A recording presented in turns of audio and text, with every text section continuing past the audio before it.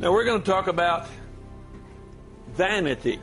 Now this book could be depressing, but actually it's very liberating, because most people struggle in life, are disappointed and discouraged, and live in doubt and anxiety because of the losses they experience.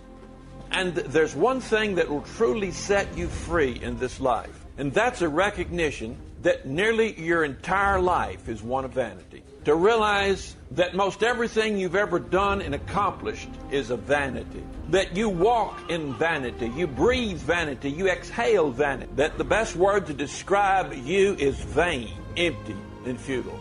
And you say, how's that going to liberate me? It's going to liberate you because we cling so tightly to so many things. It means so much to us. And we struggle so hard to be successful, to make things work out right. And in the end, it's like piling dry sand or trying to heap water into a pile. It's an endless job. And in the end, life is a tombstone that people forget. That's the reason they put names on them. That's all that's left. And so one man, the wisest man who ever lived, Solomon, did some thought experiment to decide what was the best thing under heaven for the sons of men to do. And then he wrote a book about it. It's called Ecclesiastes. And I submit unto you that all of our lives are like that. All of those things, the bodies that we try to keep alive and healthy, and the things you do to your hair, ladies, and guys, the stuff that you do around the farm to try to make it better, all of that, all of it is a vanity. Vanity of vanities. What profit hath the man of all his labor which he taketh under the sun? You know what? Photographs are an attempt to keep time from erasing a vanity. Think about it. Now, I'm not against photographs. I know some of the Amish won't let you take the picture. If you think about it, a photograph is an attempt to keep time from erasing a vanity. Our kids do something cute, so we take a picture of them. Why? Because we'll forget it. It will disappear, so we take a picture of it. It's a vanity. All the things we do are vanities. Now, to refuse to take a photograph, to decide you're not going to take photographs because they're vanities, would be a vanity too. And to tell it would be a vanity. And to make it a religious conviction would be a vanity. To spend your whole life not taking photographs, and when you die, your life is still a vanity. So it's pretty difficult to avoid a vanity. For in the end, what have you more? What have you gained? One generation passeth away, and another generation cometh, but the earth abideth forever. So compared to the earth, man's life is so brief. Graveyards testify to the vanity of a man's life. On my property is a pretty good-sized graveyard with maybe 100 and 150 people buried there.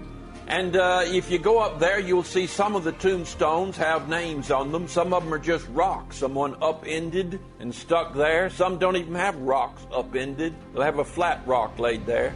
Some have no rocks at all. If you begin to dig to put another grave in, you might come across ground already dug and discover somebody else is buried down there. You ask who? No one knows who. They're forgotten. There's a big pile of hand-hewed rocks up there, making sort of a table, a platform about 4 foot wide by 6 foot, right on top of someone's tomb. There's no markings on it. We don't know who it was. Someone took a lot of care to hand-hew those rocks. The top rock is a great big old slab, must weigh pretty much close to 1,500 pounds. That it took a lot of labor, a wagon, a couple of good-sized horses, some men, to slide that big old rock off after hand-hewing it and place it over Daddy's grave. But no one knows who Daddy is now. He is totally forgotten. One generation passeth away, another generation cometh, but the earth abideth forever. Life is a vanity. And until you realize that, you'll never be free from the bondage of this life, from the demands of this life. My father-in-law is now 88 years old. He's pretty far gone. The other day, the Veterans Association came out and looking to see what they could do for him, found out that he was a war hero, but he never got a medal. He saved some people's lives, fought in intense battles, ship sunk twice, swam to shore, saved other people from drowning, drove a landing craft on D-Day repeatedly, landing craft blown up all around him, drove small PT boats, operated a 60 caliber machine gun shooting up the Germans over a 5-month period in rivers in France, survived it over and over again, took missions that they considered You might die, you probably would.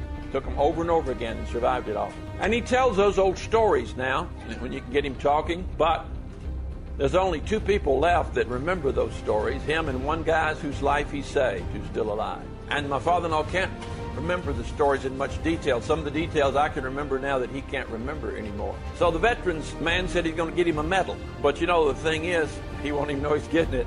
And we'll stick it back somewhere, and then our kids will tell the grandkids one time, and Lord tarries, there'll come a day when, like many medals, it'll be sold at a hawk shop. Or somebody will pick it up and say, what is this? And we'll say, I don't know. And one of the kids say, can I have it? And it'll be handed to a kid, and they'll put it on and wear it and then drop it by the play set. And it'll get walked on, and it'll be gone. We don't know if we have tomorrow. Life is very short. It's a mist, it's a handbreadth, it's a vapor, and it's gone. There's a place that we are, there's a place we live, there's a place we sleep, and that place is going to be empty soon. We may move, but there's ultimately going to be a place that's not empty, and it's usually 6 foot under.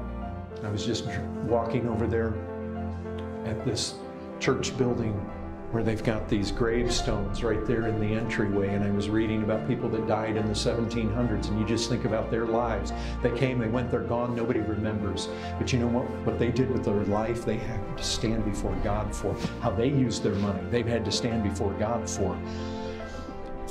He is no fool who gives what he cannot keep to gain what he cannot lose. If ever there's a place to test what men really believe, it's right there. You know what happens? True faith will throw in with Christ.